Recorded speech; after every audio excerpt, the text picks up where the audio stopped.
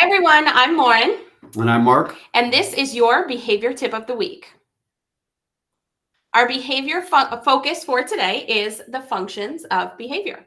And before we get into the scientific part of the functions of behavior, we really want to just remind you that all behavior serves a purpose, right? Both positive and negative. Right. So positive behaviors, negative behaviors, no matter what your students are engaging in or you yourselves are engaging in, it all serves a purpose. And let's think for a second, why do our students do problem behaviors? Many times their problem behaviors come from that's what they're used to. By displaying these types of behaviors, they've gotten what they wanted in the past. Yeah, absolutely. It works for them. So these behaviors have worked for them in the past, and they continue to work for them, which is why they engage in them. So let's look at our visual for the functions of behavior and talk about each. Okay, our first one is escape. That removes undesired activities or interactions, how we get out of things. So think about your students in class. They're unfamiliar with something. They're uncomfortable with something. It's a brand new subject to them. I'm out of here. Definitely.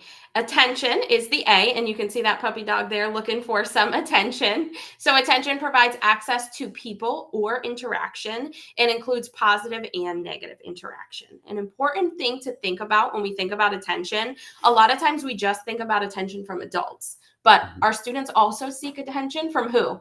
Their peers, right? So remember that attention can be positive or negative, and sometimes our students don't mind either way. They're just getting the attention, and remembering that it can come from both the peers and the adults. Yeah, a lot of times they want to be with their buddies.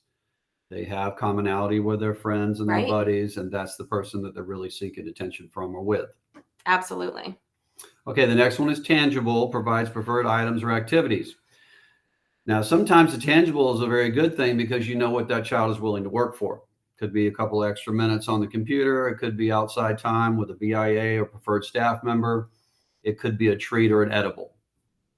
Absolutely. And then sensory is the last one. It provides a preferred sensory experience. It feels good to do, happens anytime, even when alone.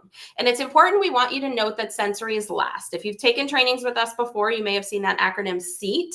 But now we've changed it to EATS because we really want you to think about sensory last. A lot of times a behavior can look sensory, but may serve another function as well.